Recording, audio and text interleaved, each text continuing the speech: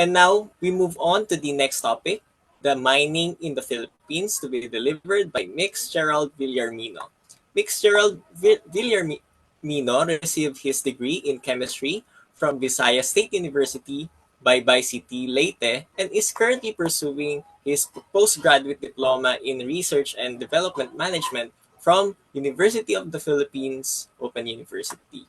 He is both a licensed chemist and chemical technician, a seasoned pharmaceutical and food chemist with an extensive track record of over 6 years in the realm of quality assurance, control, and management.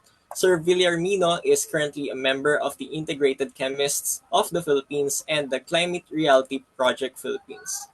He is the founder of Green Chemistry Philippines, an NGO dedicated towards promoting awareness on chemical sustainability through speaking engagement and different extension activities. Magandang araw po sa inyo. Good afternoon, everyone. Can you hear me? Yes po. Okay. Let me share my screen.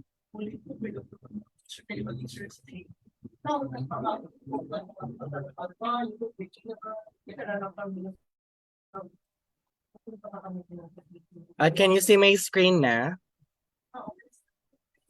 Yes po, we do. Okay.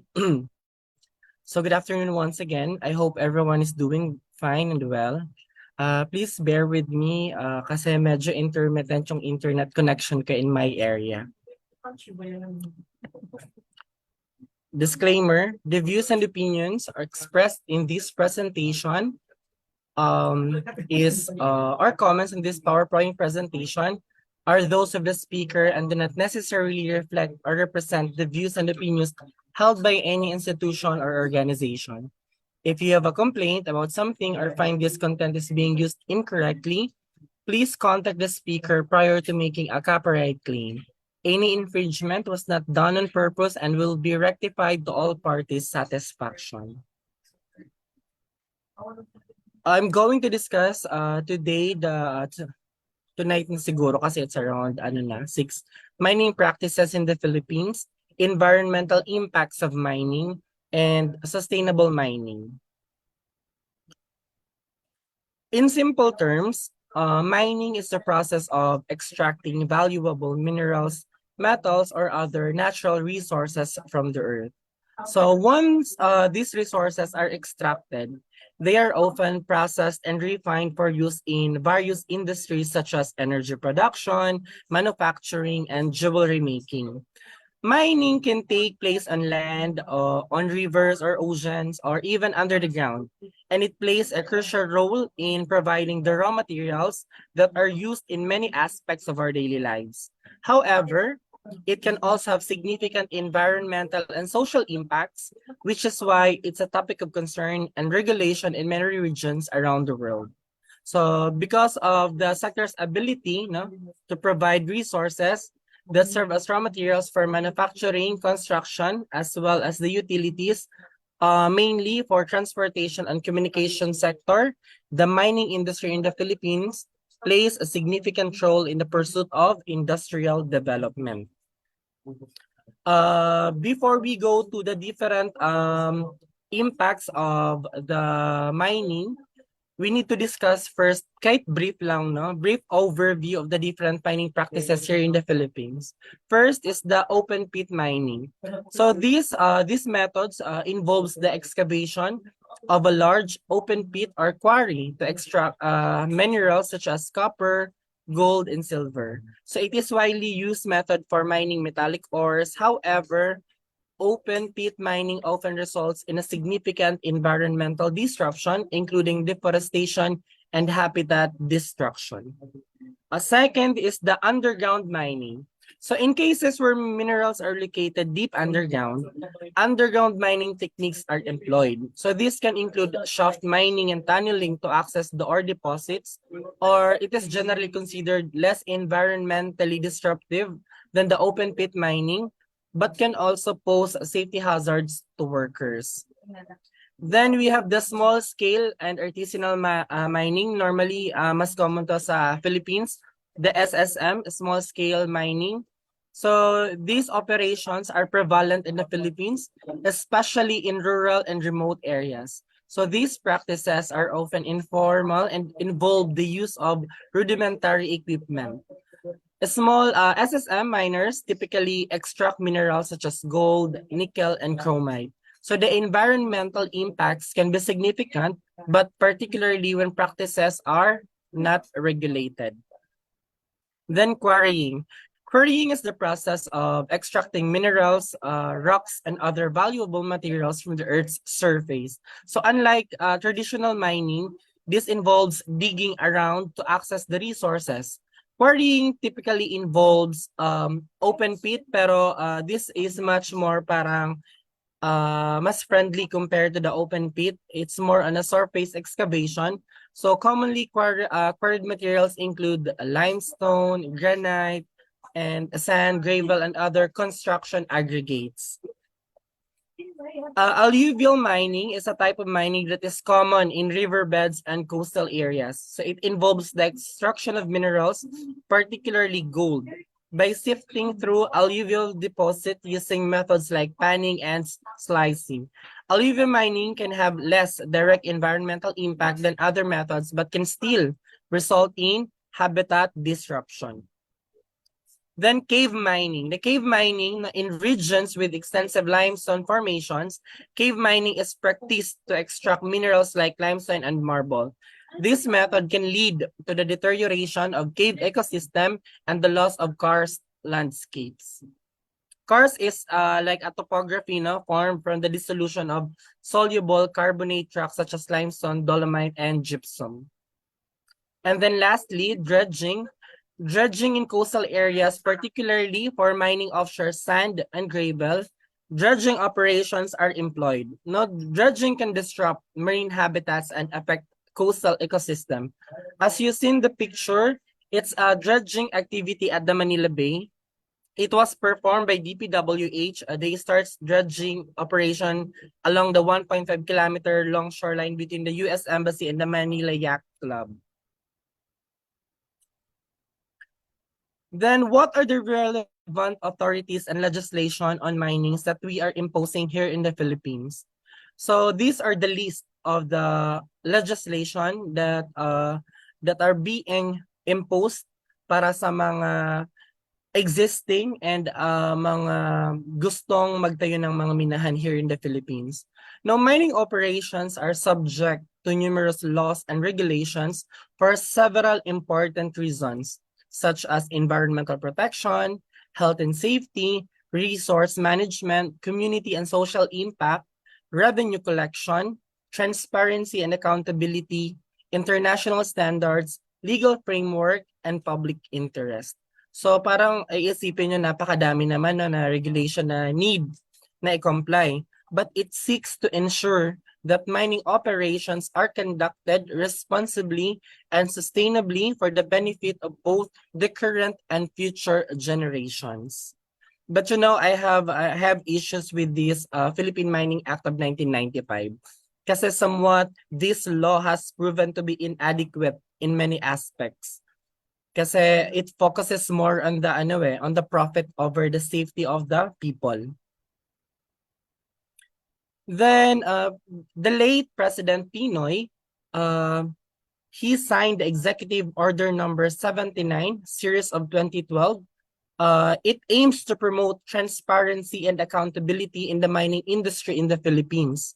The key points was responsible mining, no new mining contracts, and mining revenue sharing, environmental protection, just to name few. Actually, during his regime, he don't want to impose a total ban on the mining activities here in the Philippines, but insist that the government deserves its fair share of the revenues from mining.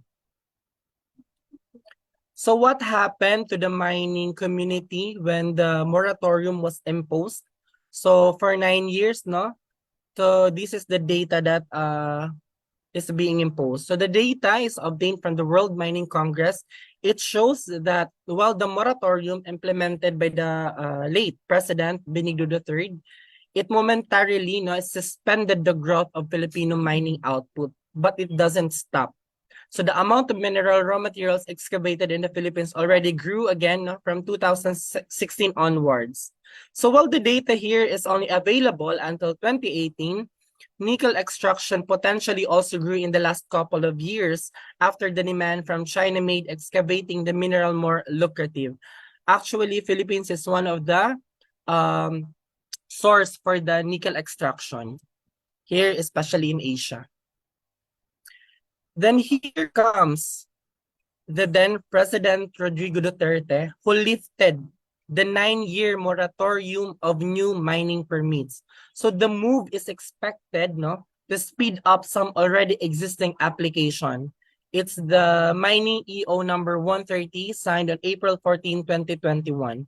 So it underscores the importance of strict environmental compliance by mining companies, consultation with local government units, and responsible mining practices that prioritize sustainable development, environmental protection, and social responsibility. The amendment aims to strike a balance between mining industry interests and the environmental and social concerns in the utilization of mineral resources. I'm pretty sure na though Duterte was especially vexed by the metal mining industry, kasi di ba maraming minahan sa Davao, and siya mismo nakita niya yung negative impact. That's why, di ba, hinar niya si Gina Lopez to put an end to these malicious acts na ginawa sa ating environment. So it's important also to note that while he have this EO number 130, it's important to note that the political decisions, including those related to mining, are influenced by a complex interplay of economic, environment, social, and political factors.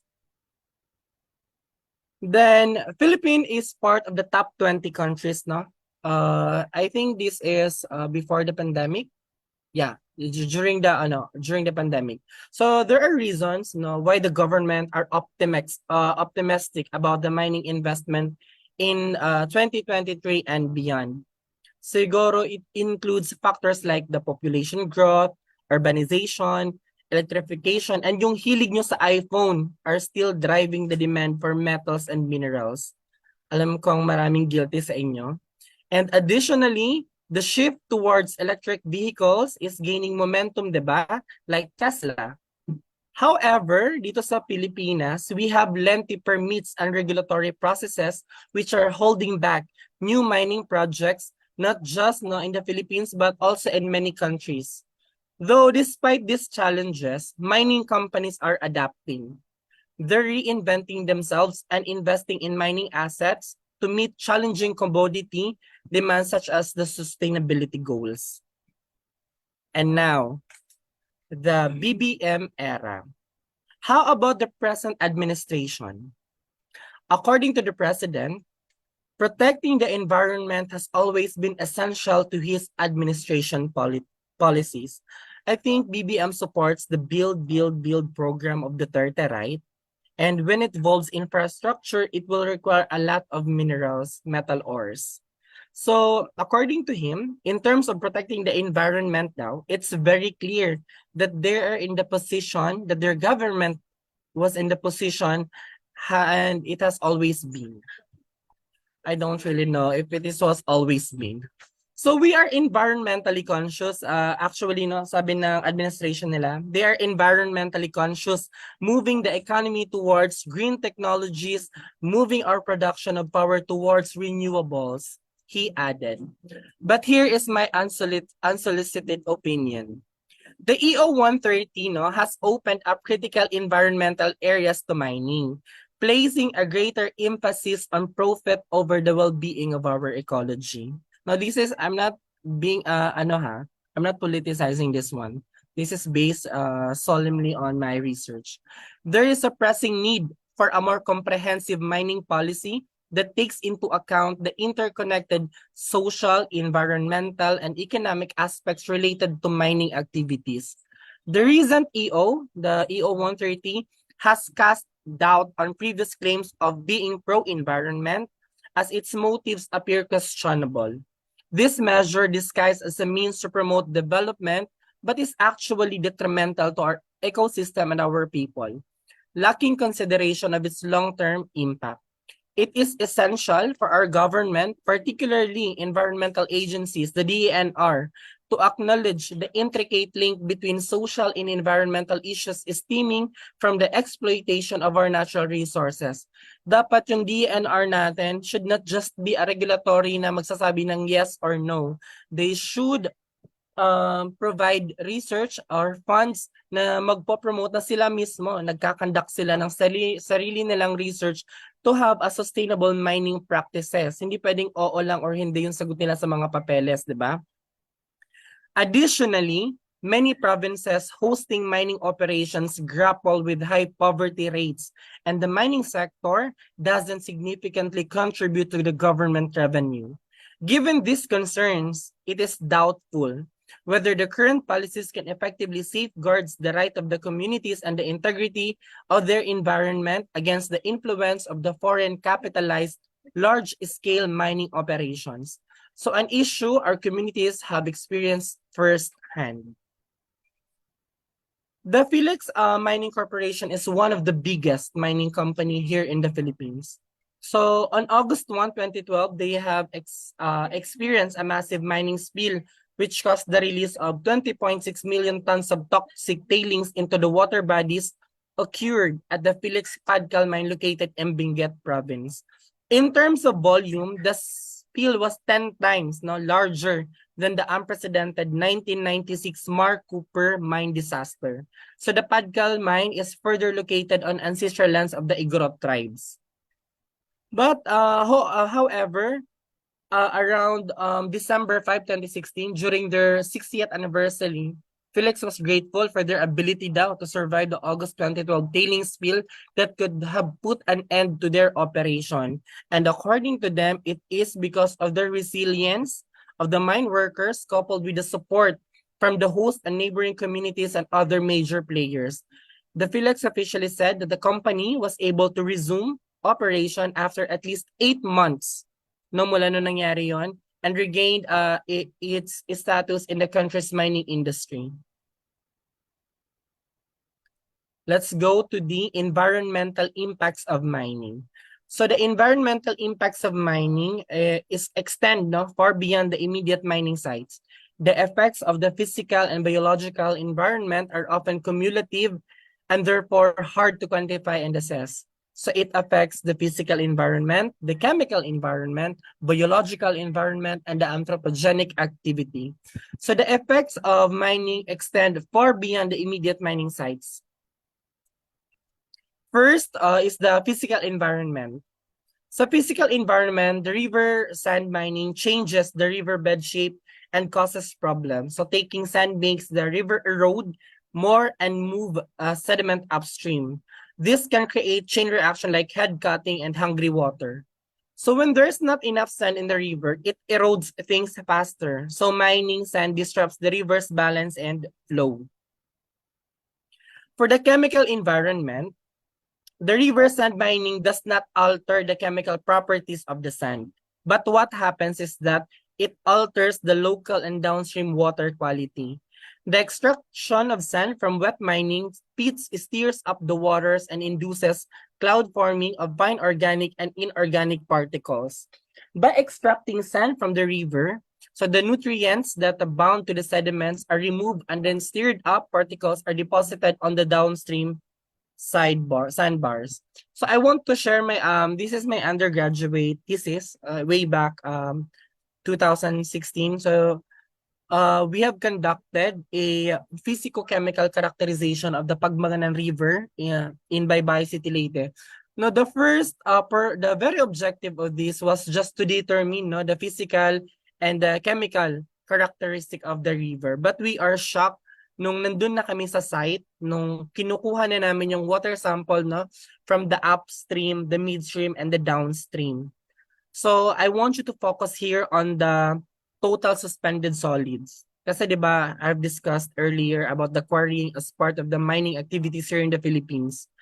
So these are the anthropogenic activities along the banks of the Pagbanganan River. Pagbanganan River is one of the biggest river in Baybay City, Leyte. And it's one of the, it traverses here in the communities of the Baybay.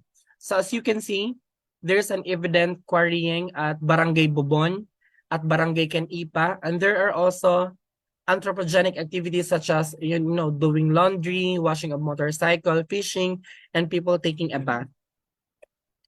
Then what we have obtained from the result of the total suspended solid is that at the downstream, it has extend to the maximum limit imposed by DNR.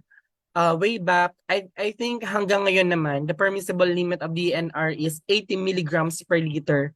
But at the lower, at the downstream, because of the massive quarrying, it extends to around 100, 120, I think. So in addition, the runoff of soil particles caused by continued heavy rainfalls may also increase the TSS concentration in each sampling sites. This research kasi was funded by NIA, the National Irrigation Association. The very purpose of the research was to establish baseline data of all the major rivers in the Leyte. Kasi 'di ba, alam mo here in Leyte, marami kaming mga agricultural areas, farming. And these rivers should be source of the irrigation water. Unfortunately, I don't know if the quarrying activity is registered, but looking at their activities, sobrang naapektuhan yung water quality ng river. So, ano ba yung indication nito? Rivers normally, 'di ba, meron tong mga biotic fauna like and yung mga algae and also yung mga marine na mga animals. What happens is that when we have an increased total suspended solid in the river, the light that passes is being nababawasan. So ang nangyayari, yung mga nasa ilalim na mga plants, they are not able to perform the photosynthesis kasi nga 'di ba ang daming mga nakaharang suspended na mga, normally ito kasing mga suspended particle made up of mga sediments and different conglomerates of mga metal ions. So what happens is that kapag hindi enough yung dissolved oxygen na nagpe-penetrate ng river, nababawasan yung capacity ng river sumuport ng life, ng marine life. So instead na makakapag-create ka ng mga ponds here, it will not be feasible because of this activity. So it will affect also the life of the community living nearby. Then next is the biological effect on the environment, ng environmental impacts. So knowledge on the effects of sand mining on freshwater lake system, ecosystem remains limited, especially for biotic communities. So the extraction of sand steers up the water and increases the turbidity. Turbidity is somewhat related sa TSS. Pag mas marami kang suspended particle, what happens is that it increases turbidity. Turbidity is it has something to do with the clarity of the water. So this in turn blocks the sunlight and reduces respiration and photosynthesis, but can also block respiratory organs of aquatic animals. Diba? No, the fishes, they breathe from the gills, pero kapag yung water, maraming mga sediments, so it affects their respiratory organs also. And the destruction of this shaded riverine aquatic habitat is a disastrous for the entire riverine environment. Next is the anthropogenic activities. So in other words, this is subsection attempt to answer the question, what are the effects of the man-made environment? The quality of the water is severely decreased by sand mining activities. Heavy metals like cadmium, mercury, are found in the concentrations above the WHO standard. So kahit na contaminated yung tubig, pero dahil wala namang ibang choice yung mga community living nearby, they tend to consume the water at their risk kasi wala namang available eh. So they lack knowledge on the uh, inherent risk na present dun sa water because hindi naman nila nakikita no through their eyes na meron pa mga heavy metals and ayun nga, wala silang choice. So just like the deterioration of the water quality, this can impact the health and livelihood of people living in and around the area.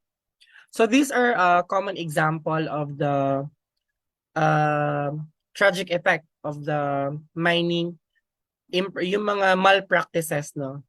Kasi I'm pointing out na there are mining na somewhat, no, they just comply bare dun sa mga imposed na regulation, pero meron talaga mga mining company na napakasugapa, they really don't respect no whatever happens dun sa nearby communities, yung mga waste nila, what they really wanted, no, they just wanted yung income, yung revenue. Hindi nila minamind yung impact. So this happened, yeah, ito yung I said earlier, the Felix company, the Padcal tailing pond suffered a series of leakage due to heavy rains from the tropical typhoons and also syempre sa kapabayaan din nung kumpanya. Next is a nickel mine in Claver, Surigao del Norte. So this is seen during an aerial survey by Lopez agency ni Gina Lopez. Kasi when she was hired as the DNR secretary by former President PDDR Duterte, one of her project talaga is to visit no all of the mine kasi ang nangyari daw that time yung mga mining company they do not respond dun sa sa questions na ginawa or yung audit na ginawa na nire-require ni the then the late Gina, the secretary of the DNR. So what happened is that siya mismo yung bumisita doon sa mga mining site and na-shock siya dun sa mga nakita niyang mga malpractices. Yung mga rivers, no, it should be colorless. The water should be colorless. Pero ano nakita niya? Nakita niya na yung mga rivers, na normally kasi, nangyayari yung minings near the rivers. Kasi normally nandun yung mga deposit eh. Tapos, syempre, pinush din ni Gina Lopez, pinagbawal niya yung open pit kasi it's very destructive. Pero ito, this is type of a quarrying method na yung surface lang yung ni-excavate. Pero as you can see, no, yung rivers along no, dun sa shore is readily, it has high total suspended solid na ganyan na yung itsura. And on November 30, 2021, an illegal mining was discovered at the Mount Apo in Mindanao. So yung mga ganitong practices, aside nga na this mining has significant impacts doon sa environment and the community nearby, once you are doing illegal mining, you also don't comply with the minimum regulatory standard like dapat may proper PPE, kailangan safe ba yung working area, so nagbubuhis buhay yung tao in just a piece of gold. And then siguro to sa kahirapan, no? But this has something to do with how do the government handle this type of situation. Now, I'm pretty sure na all of you knows about Gina Lopez. So in her statement, no, the late Gina Lopez, mining is not a right, it's a privilege. It's a privilege granted on certain conditions. But the Filipino right to our water, our air, our rivers, our streams is not only constitutional, it's God-given. And it's the duty of the government to protect the rights of the Filipino.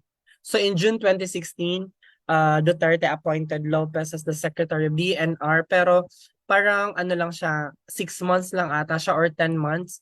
Dahil nga kahit malaka nang galing si Gina Lopez sa malakas na family, bisa scion of Filipino wealthy family, 'di ba, from the owner of ABS-CBN. But still, kung sino pa yung may-ari ng malalaking mining company, sila pa yung nakaupo doon sa mga higher political seat in the government.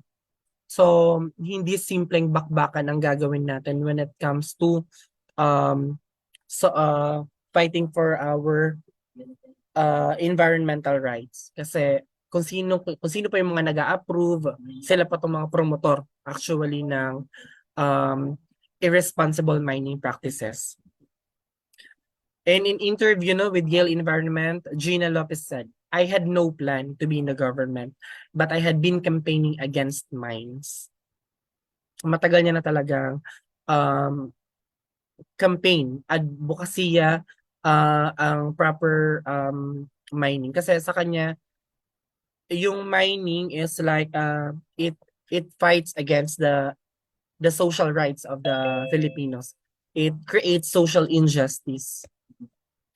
Okay, down to our last topic, sustainable mining. Sustainable mining, the first that appears in my research is the UP Diliman that brings green mining to the barrio. Normally, yung mga barrio na mga mining, ito lang yung mga small scale mining, 'di ba? Yung mga the artisanal something. So, yung mga rudimentary pa yung method nila ng pagmamine ng mga gold or mga precious metal. So in 2009, a group of scientists and students from the UPD College of Engineering Department of Mining, Metallurgical and Materials Engineering managed to create a system which uses environment-friendly and non-hazardous methods to extract gold and copper. So it was together with the Department of Science and Technology through the Philippine Council for Industry, Energy, and Emerging Technology for Research and Development, PSHERD, and the UPD group began building mineral processing pilot plants in 4 locations across the country where there are many SSM. So the extraction methods used in the project are the result of several years of research by the DMMME beginning in 2009 with the title of the project was Better Mine Program of the Engineering Research and Development for Technology or ERDT. Feeling ko familiar kayo with ERDT. So which created an efficient and environmental friendly process of separating gold and copper concentrates. We talk about sustainability. So we talk about SDG goal.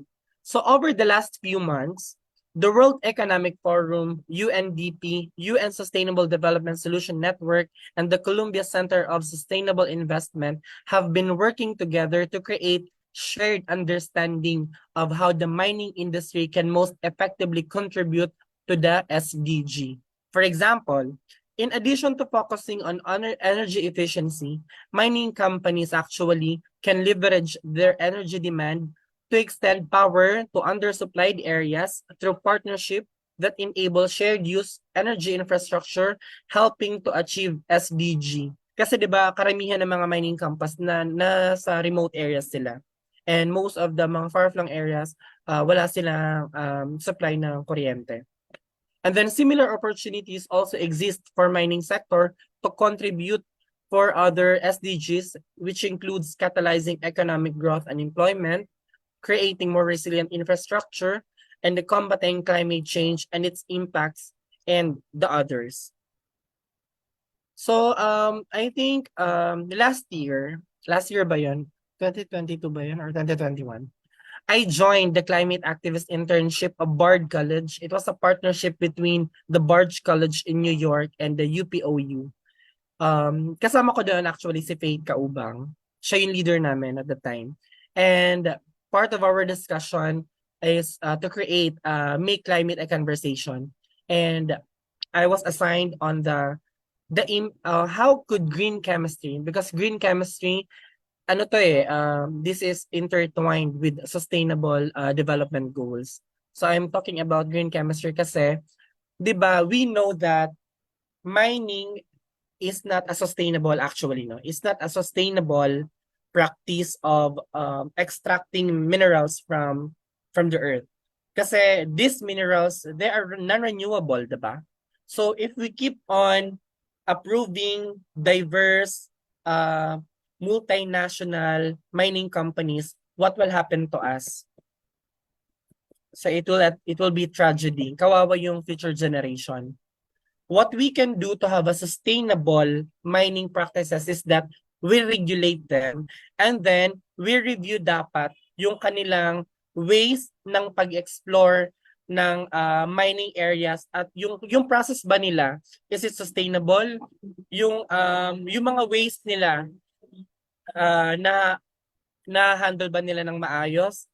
Kasi 'di ba normally itong mga nag-a-approve, sabi pa nga ni Gina Lopez, yung mga nag-a-approve na mga mining conglomerates, sila yung hindi nila nakikita yung ano yung nangyayari at the lower level.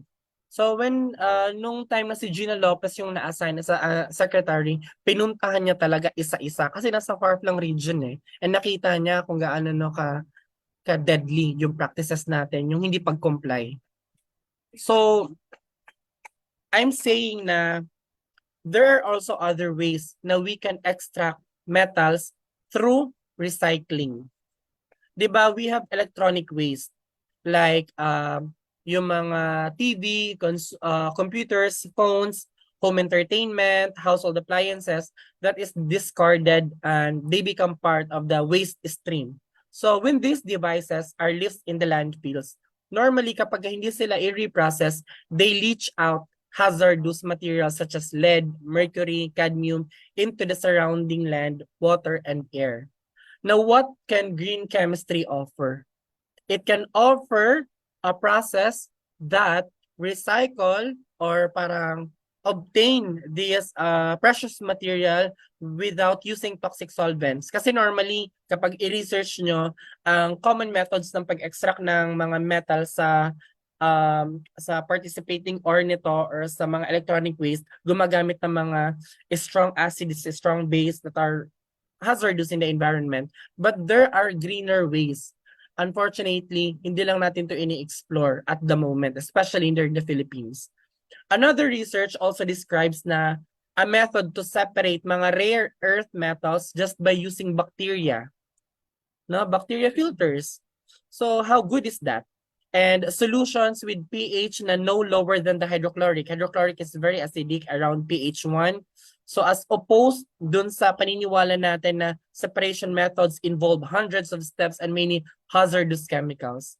Now what I'm saying is that there are greener ways, especially if the government especially embody the green chemistry practices, napakaraming ways at which we can create especially we can create the mining practices sustainable. And then though nandyan, I think yung minahan, it is something na I'm not in the position to say naman, 'di ba, in general, kasi we have different perspective. Yung minahan nandyan yan mawawala. But what we can do para maging sustainable siya, no, makaabot siya ng ilang generation na hindi abrupt yung negative impact niya sa environment, we make it sustainable by what? By imposing yung green chemistry, yung recycling. Actually sa lahat ng bansa no, around the world, Philippines really, that's why I'm really pushing for this advocacy. I'm campaigning for Green Chemistry Philippines kasi at the moment wala pa rin tayong research center na nagpo-promote ng green chemistry practices. In fact, I've been doing green chemistry talk since last 2020 or 2021, and it's nakakadismaya na sinasabi ng mga students, ay may ganun pala, ay nag-i-exist pala yan. Green chemistry is more than just a subject. Actually, sana I'm currently working with green chemistry na involved siya sa policy making. Actually, meron na pero hindi maipasa-pasa. So, pero hindi ako sumusuko kasi if I can promote green chemistry na in the academe, I can multiply it because of the number of students. Okay. Before I end my slide, I want to share that at the community level, we can promote sustainable mining, which involves fostering open communication with mining companies, advocating for transparency and adherence to environmental regulations, and actively monitoring mining activities for compliance. By strengthening community organization and advocating for responsible mining practices, communities can contribute to a more sustainable and balanced approach to mining that benefits both their well-being and the environment. So as my advocacy said, I wanted to promote a win-win agreement between technological advancement and preserving the environment. Thank you so much, guys.